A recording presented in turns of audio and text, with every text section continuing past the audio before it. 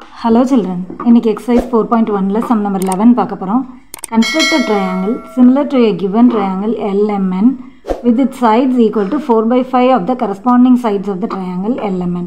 So LMN அப்படிங்கற triangleக்கு similar-ஆ இன்னொரு triangle நம்மள வரைய சொல்லிருக்காங்க. அதோட corresponding sides வந்து என்ன scale factorல இருக்கணும்னா 4/5 அப்படிங்கற scale factorல இருக்கணும்னு சொல்லிருக்காங்க. So 4/5 அப்படிங்கிறது ஒரு ப்ராப்பர் ஃப்ராக்ஷன் தான். டினாமினேட்டர் வந்து நியூமரேட்டரை விட கிரேட்டராக இருக்குது அப்படின்னாலே அது ப்ராப்பர் ஃப்ராக்ஷன். அது வந்து லெஸ் தேன் 1 இருக்கும். ஸோ 1 விட சின்னதாக இருக்கும்னு அர்த்தம். ஸோ இப்போ LMN அப்படிங்கிற ட்ரையாங்கிளுக்கு சிமிலராக நம்ம என்ன ட்ரையாங்கிள் வரைய போகிறோம் அப்படின்னா L'(M') அப்படின்னு சொல்லி 4/5 ஸ்கேல் ஃபேக்டர் இருக்கிற மாதிரி ஒரு சிமிலர் ட்ரையாங்கிள் வரைய போகிறோம். ஸோ LMN அப்படின்னு ஏதோ ஒரு மெஷர்மெண்ட்டில் ஒரு ட்ரையாங்கிள் வரைஞ்சிக்கலாம். இப்போ என்ன பண்ண போகிறோம் அப்படின்னா இந்த L வெர்டெக்ஸ்க்கு ஆப்போசிட்டில் ஒரு அக்யூட் ஆங்கிளில் ஒரு ரே ட்ரா பண்ண போகிறோம். ஸோ எம்மிலேருந்து அக்யூட் ஆங்கிளில் ஒரு ரே ட்ரா பண்ணணும்.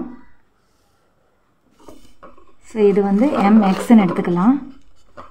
இப்போ நம்ம வரைய போகிற ட்ரையாங்கிளோட ஸ்கேல் ஃபேக்டர் வந்து 4/5ன்னு இருக்கணும் இல்லையா? அதில் கிரேட்டர் நம்பர் வந்து 5 அப்படிங்கிறதுனால நம்ம காம்பஸில் ஏதோ ஒரு மெஷர்மெண்ட்டில் 5 ஆர்க்காக ஸ்ப்ளிட் பண்ண போகிறோம். ஸோ எம்மிலேருந்து இந்த ரேவை 5ஆக ஸ்ப்ளிட் பண்ணிக்கிறோம். 1 2 3 4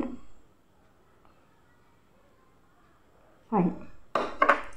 ஸோ இப்போ இதில் எம்மிலேருந்து நம்ம நேம் பண்ணுறதுனால M1 M2 M3 M4 M5. So M5லேருந்து இந்த எண்ணை ஜாயின் பண்ணிக்கலாம். ஓகே, இப்போ நம்ம காம்பஸில் ஏதோ ஒரு மெஷர்மெண்ட் எடுத்து இந்த ஆர்க்லேருந்து இந்த 2 லைனையும் டச் பண்ணுற மாதிரி வரைஞ்சிக்கிறோம். அடுத்து M4லேருந்தும் நம்ம அதே மாதிரி பண்ணுறோம். ஏன்னா 4/5 தான் இல்லையா? ஸோ 5லேயும் 4லேயும் அதே மாதிரி நம்ம 2 ஆர்க் ட்ரா பண்ணிவிட்டு இப்போ இந்த மெஷர்மெண்ட்டை மெஷர் பண்ணிக்கிறோம். இந்த 2 லைன் இருக்கு இல்லையா? ஸோ இந்த 2 லைனும் மீட் ஆகிற இன்டர்செக்ட் ஆகிற அந்த மெஷர்மெண்ட், அந்த ஆர்க்கோட மெஷர்மெண்ட்டை எடுத்துகிட்டு அதே மெஷர்மெண்ட் இந்த இடத்துல வரணும். ஸோ இந்த லைன்லேருந்து இந்த ஆர்க்கை கட் பண்ணுறோம். இப்போ நம்ம எங்கேருந்து லைன் வரைய போகிறோம் அப்படின்னா இந்த M5N அப்படிங்கிறதுக்கு பேரலாக இந்த M4 பாயிண்ட்டு, அப்புறம் இந்த பாயிண்ட்டு, அப்புறம் அந்த லைனை போய் டச் பண்ணணும். ஸோ இப்போ நம்ம 2 ஸ்கேல் யூஸ் பண்ணிக்கலாம். ஸோ இப்போ இதுக்கு நான் ஒரு செட் ஸ்கொயரும் ஒரு ஸ்கேலும் எடுத்துக்கிறேன். ஸோ இந்த செட் ஸ்கொயரை வந்து இந்த பாயிண்ட்லேருந்து இந்த மாதிரி அந்த லைனில் ப்ளேஸ் பண்ணிவிட்டு இந்த ஸ்கேலை கரெக்டாக இப்படி ப்ளேஸ் பண்ணுறேன். ஸோ இப்போ அப்படியே நான் மூவ் பண்ணி கொண்டு போகும்போது அந்த பாயிண்ட்டு, அந்த இன்டர்செக்ட் பண்ணுறது, அப்புறம் அந்த லைன், ஸோ இது 3ஐயும் நான் ஜாயின் பண்ண போகிறேன்.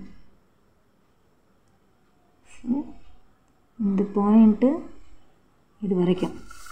ஓகே, ஸோ இப்போ இதுதான் நம்மளோட N'.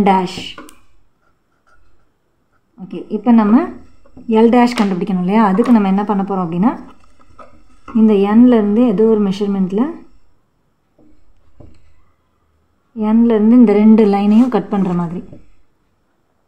ஓகே, ஸோ அதே போல் N'-லேருந்தும் அதே மாதிரி ஒரு ஆர்க் கட் பண்ணிக்கிறோம். இப்போ இந்த மெஷர்மெண்ட், இந்த ஆர்க், இந்த லைனுக்கும் இந்த லைனுக்கும் உள்ள மெஷர்மெண்ட்டை இந்த ஆர்க்கை வச்சு, இந்த காம்பஸை வச்சே எடுத்துகிட்டு இந்த லைன்லேருந்து இந்த ஆர்க்கை கட் பண்ணுறோம். ஸோ இப்போ நம்ம ஜாயின் பண்ண வேண்டியது வந்து N', அப்புறம் இந்த பாயிண்ட்டு, இந்த லைன். ஸோ இதுக்கு பேரலாக LNக்கு பேரலாக நம்ம பண்ண போகிறோம். ஸோ இப்போ செட் ஸ்கொயரை இந்த லைனில் வச்சுக்கிறேன். இப்போ ஸ்கேலை இந்த இதுக்கு கரெக்டாக ப்ளேஸ் பண்ணோன்னா இப்போ இதை அப்படியே மூவ் பண்ணி கொண்டு வரும்போது நமக்கு இந்த பாயிண்ட் வருது இல்லையா? ஸோ இதுதான் நம்மளோட தேவையான லைன்.